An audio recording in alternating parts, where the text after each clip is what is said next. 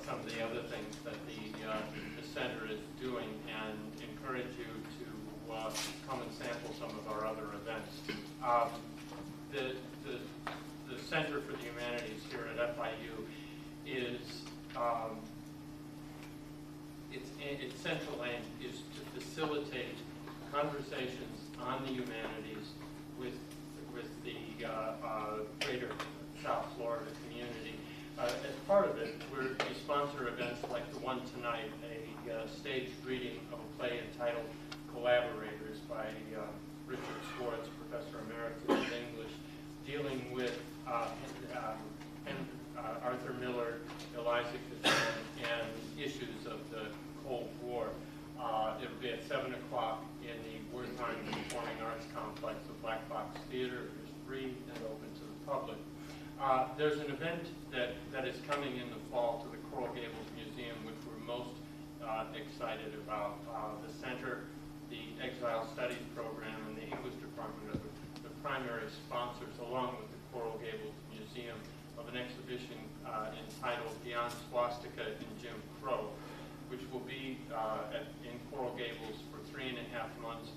It focuses on the experiences of German academics, mostly German Jews, but not exclusively, who left Germany shortly before World War II seeking asylum. And because they weren't Albert Einstein, and because there was a great deal of overt anti-Semitism in American universities at the time, it was very difficult for them to find employment.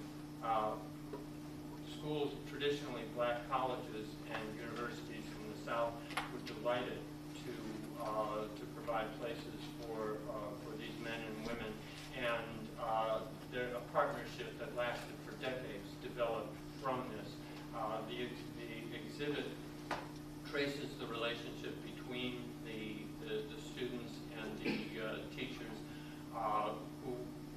who are going through who left the turmoil of Germany and are going through a very tumultuous period of the civil rights movement beginning in the early 50s through the 60s in the South and indeed across the country.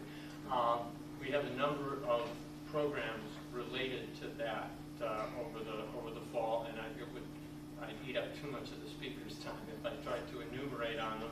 But I hope you will, if you're on the center mailing list, keep an eye out for our announcements. If you're not, please contact the center, and we'll put you on the mailing list and let you know what we're doing.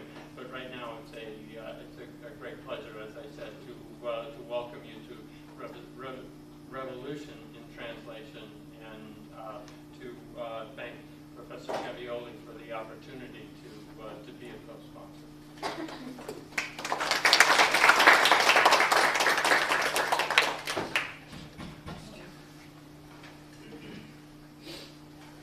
Thank you, Michael. My name is, good afternoon.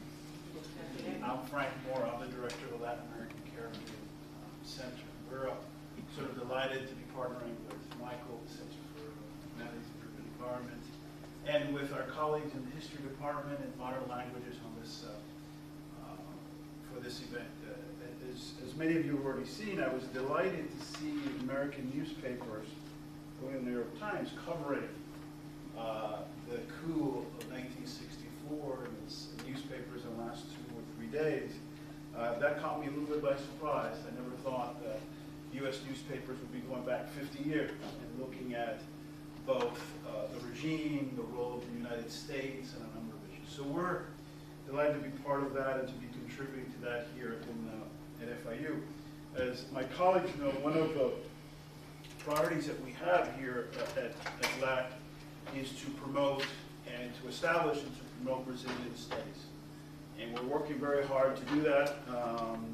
More to follow, and follow the LAC website for more information on that. So we were, when Professor Gavioli came to us with this idea, it took me all of 2 seconds to say yes, and to support this in any way we can. And we plan to continue doing this, by the way, in the months and years ahead. Next, I want to thank you all for being here.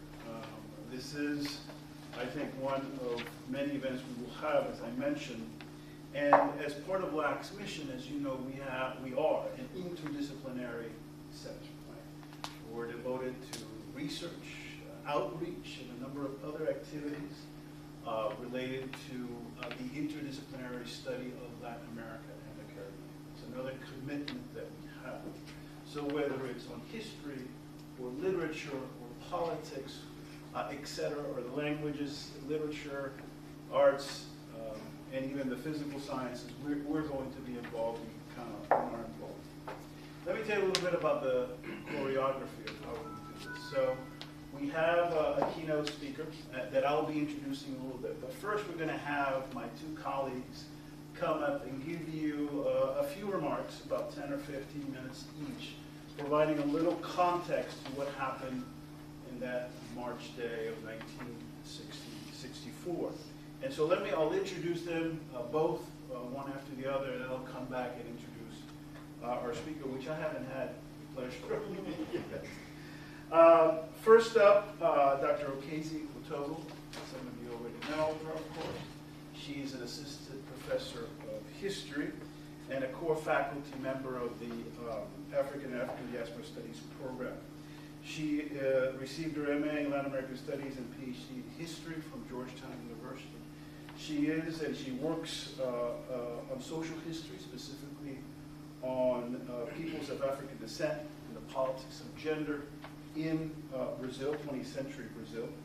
And she's currently in the final stages of completing her first book, titled Progressive Mothers, Better Babies, Race, Public Health, and State of Brazil, 1950 to 1945. Next, I'll introduce Professor Nicola Violi, the most important person in this room today.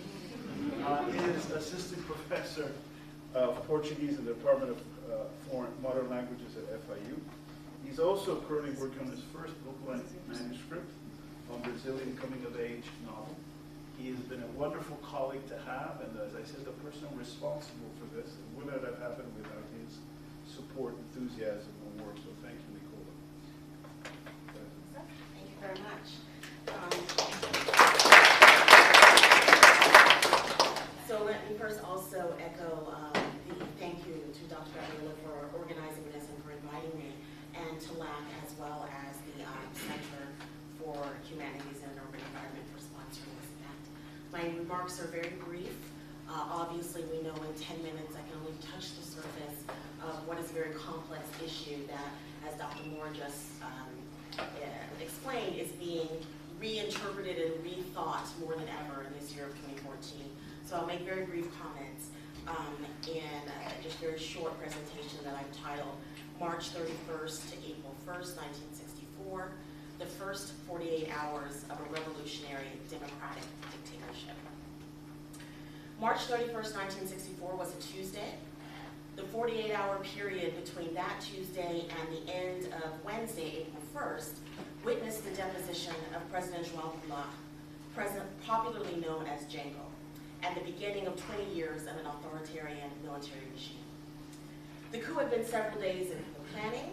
That Tuesday morning, General Olímpio Mordal Filho dispatched a column of tanks from the state of Minas Gerais, set on the seizure of the old presidential palace in Rio de Janeiro, and the forcible ouster of President Boal. From Rio, many held out hope that support for democratic process would also come from within the military, through troops stationed in the state of Sao Paulo. Ultimately, no Paulista military faction stepped forward to protect the administration, and at noon, President Boal hastily departed for Brasilia to try to regroup. While some close advisors urged armed response, the president could find no sufficient military support even in his home state of Rio Grande do Sul, where he arrived by late afternoon that same day.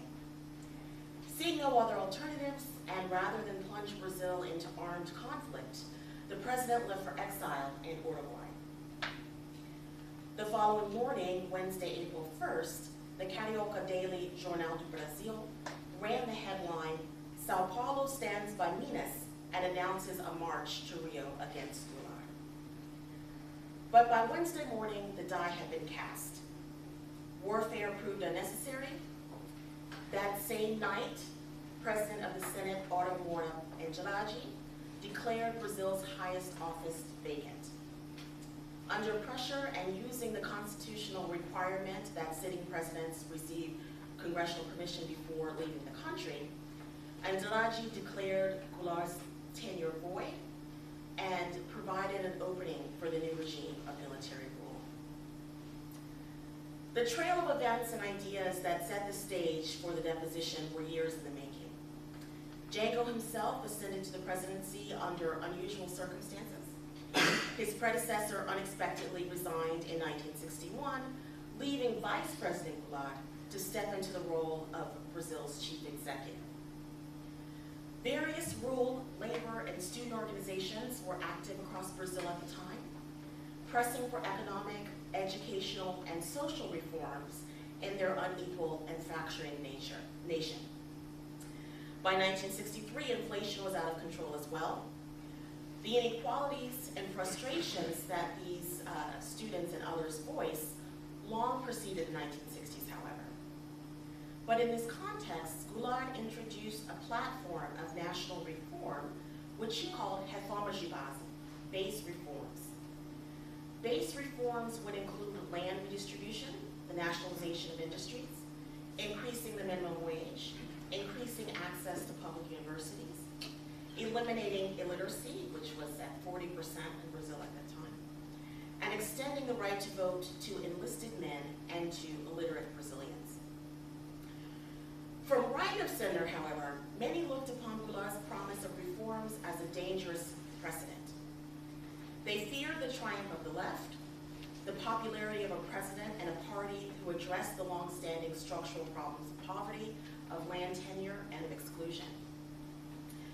They worried that Goulart would not be able to control those to the far left, and that his reforms were just a veneer for a radical left revolution. So those are some long-term trends. More immediately, Brazil's fragmented political landscape reached a crisis in the weeks preceding the coup. The political battle intensified in March 1964 as both left and right became more radicalized and extremely reactionary. During that final month of March 1964, that back and forth between supporters and opponents of Goulart's administration devolved into what I'm calling a political theater. On March 13, Goulart and his allies staged a massive rally in Rio de Janeiro in support of his reformas de base. Public displays of support might tip the debate in Congress, which was unwilling to pass many of the president's reforms. And the March 13th rally in Rio was meant to be one of several such rallies across the nation. An estimated 150,000 people met Jango and his heavily armed military guards in the Praça da República to hear their president announce, in his words, quote, "the path of great structural reforms." During the rally, President Goulart publicly signed new legislation, nationalizing privately owned oil refineries and creating a program of agrarian reform. Goulart's opponents and even some of the moderate left interpreted these plans as evidence of the president's capitulating to the radical leftists, and it gave them an opportunity to accuse Goulart's administration of casting aside democratic process, demonstrated by that heavy armed protection at what was a popular rally, and what they perceived as disregard for public property, private property. The right, of course, wanted to associate Goulart's reform policies with an attempt to bring about a communist revolution, of accusing the president of trying to Cubanizar Brazil. As a counter to Goulart's gathering on March 19, middle-class opposition groups in Sao Paulo staged their own rally, comprised mainly of women's religious organizations, which they called the Marcha da Família com Deus pela Liberdade, the family march with God for liberty, freedom. While claiming to be apolitical, the family march that had an estimated 50,000 participants allowed the opposition to contrast Goulart's policies and his supporters on the one hand with traditional family, moral, and religious values on the other. Again, 1 week later, during Easter weekend, Goulart gave public support to an organization of rank-and-file naval soldiers who had protested for more than a year for better working conditions, for the right to vote, for the right to marry. And when a prominent leader of that naval union was arrested, the president dismissed the Minister of the Navy. This action gave high-ranking generals space to argue that the president had crossed the line between legality and illegality by disregarding that principle of military discipline and military hierarchy. The generals could now spin their mobilization against the president as a last-ditch effort to save Brazil's democracy from the threat of communism and to protect the rule of law. They set plans to depose Goulart immediately, which they achieved before the end of the week. The generals, as we know, set about constructing a new type of regime, a bureaucratic national security state that became a model for their Southern Cone neighbors shortly thereafter. The slogan of the National Intelligence Service sums up their public image very nicely, and this is the slogan, quote, "The 1964 revolution is irreversible and will consolidate democracy in Brazil." Through the years, the state continued to characterize the coup as a popular revolution, a revolution of the people, carried out only with the assistance of the Brazilian military. In fact, the architects of the dictatorship kept the illusion of democratic governance in place. The initial ruling junta gave way to a succession of military presidents, ratified by a Congress composed of one pro-government party and one kind of catch-all opposition party. The claim of democracy and popular revolution, of course, thinly veiled a progressively authoritarian regime that eliminated civil rights, crushed the opposition, censored dissent, and gave wide berth to the abuse of human rights. A series of institutional acts, of course, codified these into law, and the first of which was ratified within days of the coup. The interrogations, the arrests, the murders, and the exiles began immediately as well. They began with the rural labor leaders, the leftist politicians, the scholars, the artists, the journalists, and the students. Beyond the sector, from the bottom up, right, those who had the most to gain from structural reform were silenced, unable to organize or to voice the reality of their declining standard of living, even in the years when Brazil's economy soared. So in sum, though, my point is that those first 48 hours between March 31st and April 1st of 1964 marked the beginning, only the opening hours of a much more serious drama and a much more serious trauma for Brazilian citizens, for the Brazilian state, and for Brazil's national identity. They were two outlier days that marked the beginning of 2 decades, in fact, of violence, repression, and closed politics.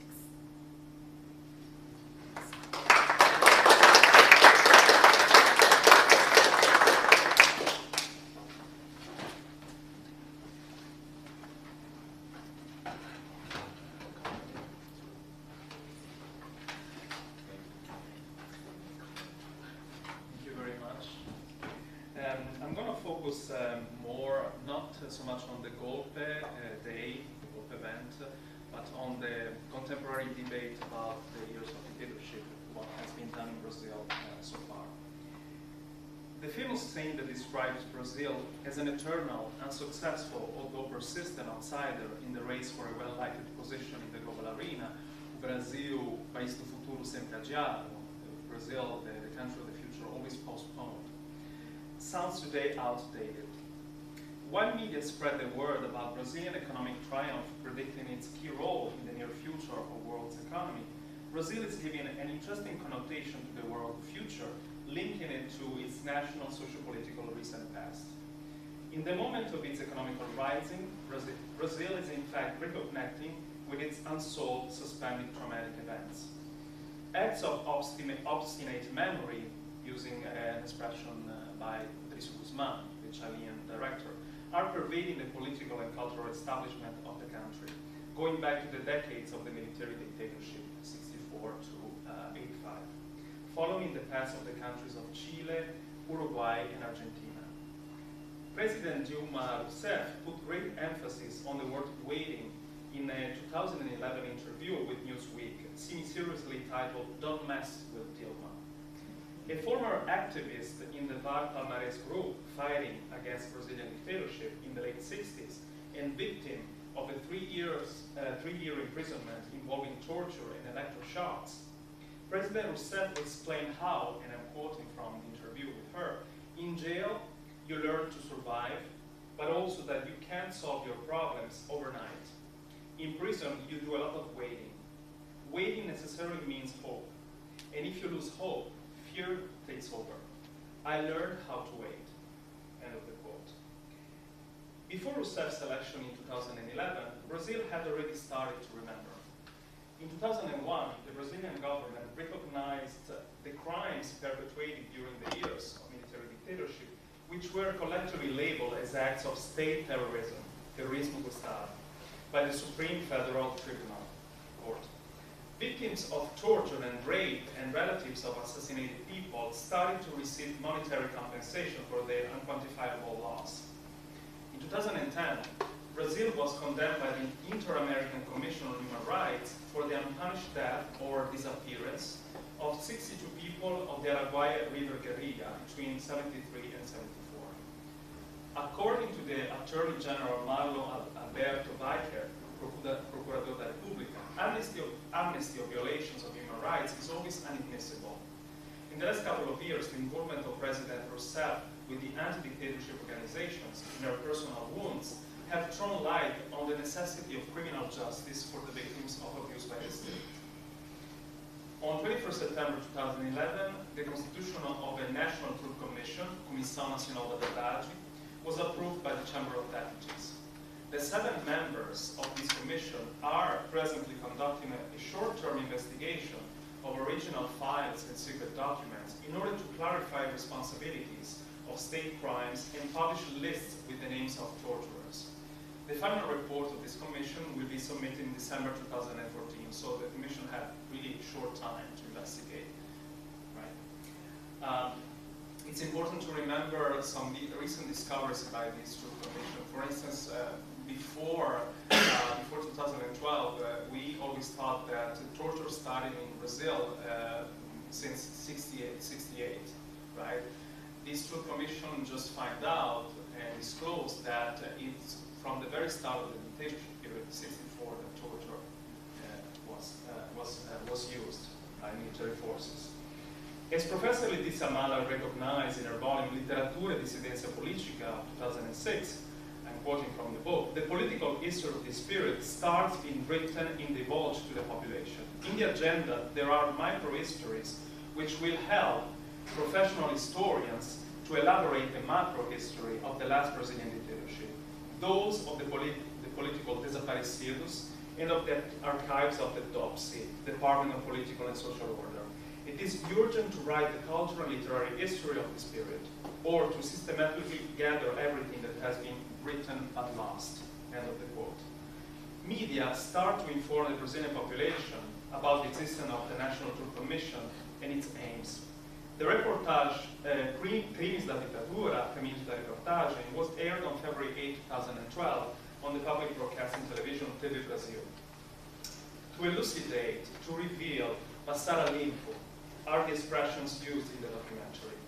Through original footage of violent repressions of public marches, interviews conducted with historians, relatives of desaparecidos and victims of physical violence, the reportage aims to present a chapter of oral history, to work with those micro-histories which will hopefully recompose the big picture of the dictatorship. Space is also given to the embarrassing defense of the 1979 amnesty law by General Luiz Eduardo Rocha Paiva, for whom, and I'm quoting from an interview with him, o torturador e o terrorista ambos são criminosos. The torturer and the terrorist are both criminals. And he goes, he tells also, what I defend is that there was an amnesty and that amnesty should be respected. It, of course, is a very problematic statement.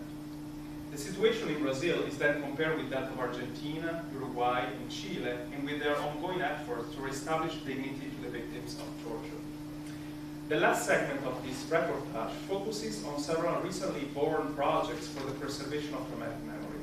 Where we are informed, for instance, that the so-called Casa da Morte, House of Death, theater of infamous political homicides perpetrated by the military forces in Metropolis, will become a museum under the guidance of the Centro de Defensa dos Direitos Humanos.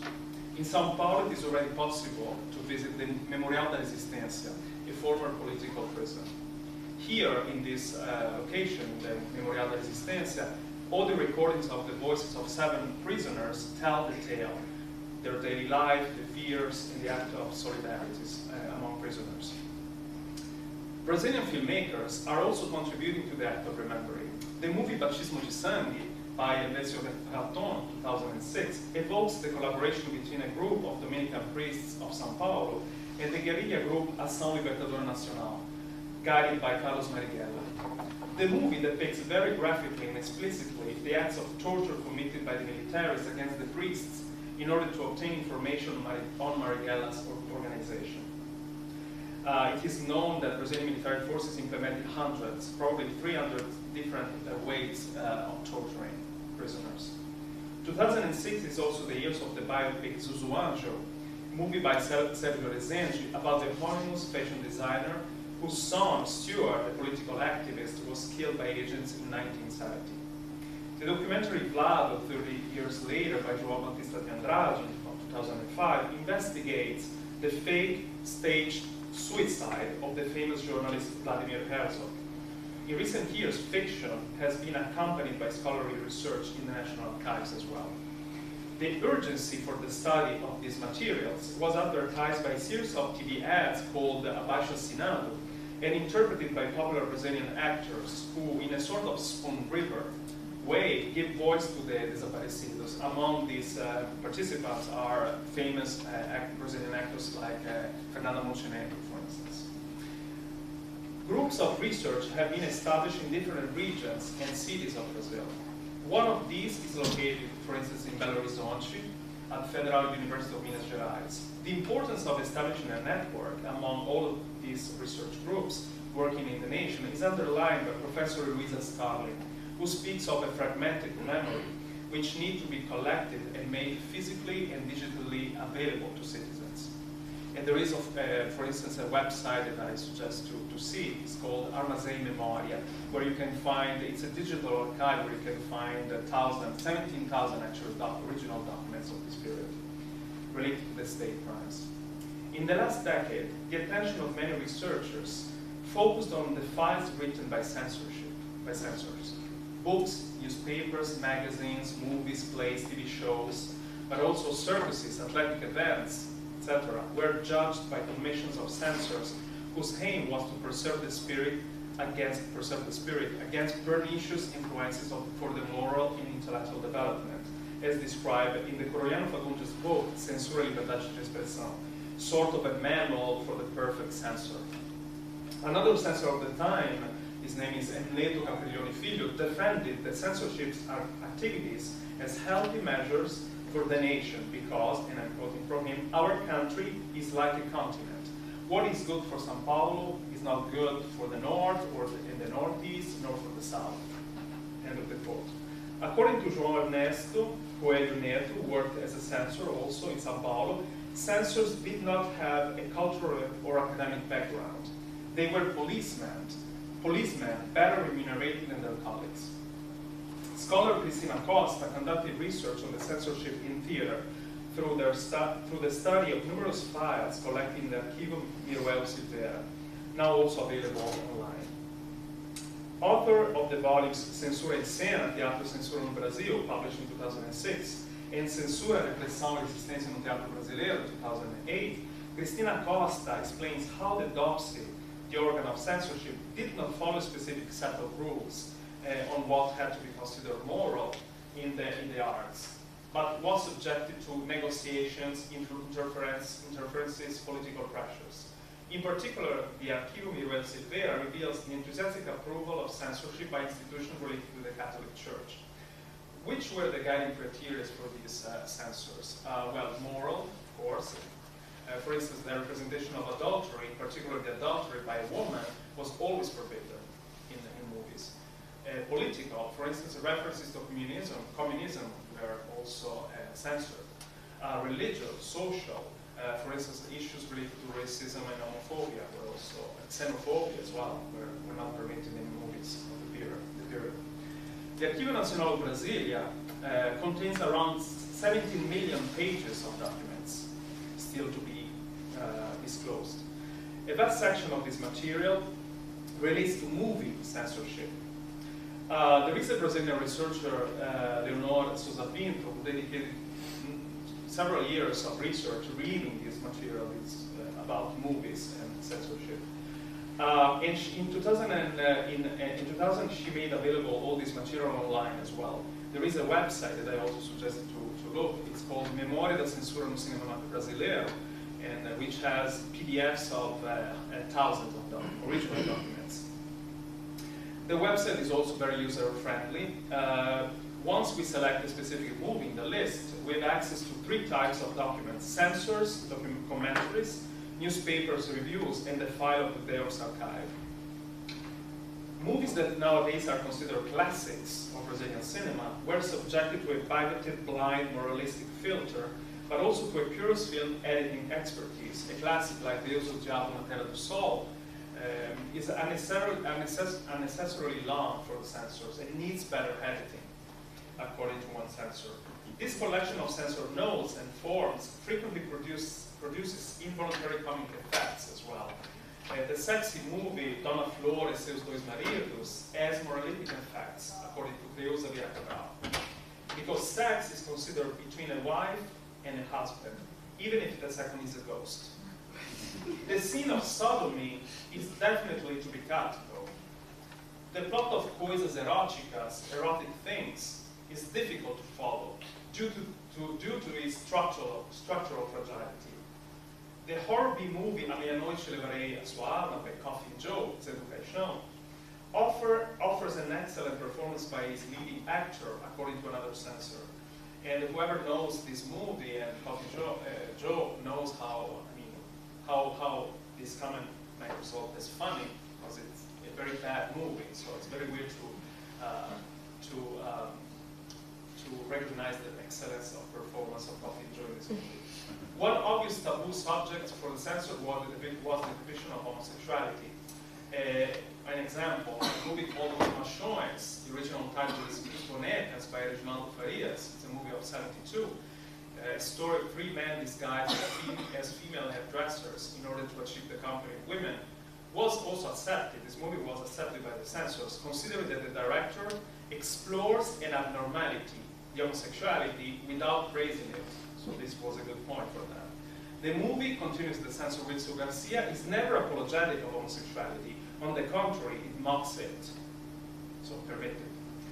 The movie O Beijo no Asfalto by Bruno Barreto, 1980, an adaptation of the homonymous play by Nelson Rodriguez, a bleak story of a closeted gay man, ending with a homicide scene, a father-in-law secretly in love with his son-in-law, shot him at the end. It was considered acceptable as well for an adult audience. The website Memória da Censura no Cinema Brasileiro excellently demonstrates the synchronic correspondence of intents shared by contemporary Brazilian politics and by national academic scholarship. The country of the future, now finally achieving the actual realization of its potential, is more than ever ready to affirm the relevance of the preservation of its troubled past. Thank you very much.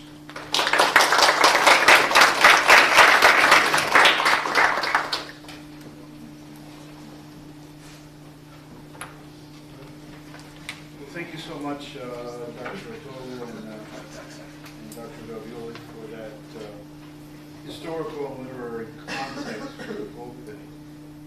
I'm sure there will be questions and discussions after our keynote speaker, and we look forward to that. Let me now introduce our keynote speaker for this event, Dr. Robert Moser. Thank you, first of all, for coming and attending and joining us. Dr. Moser is, as some of you may know, is a very prolific author.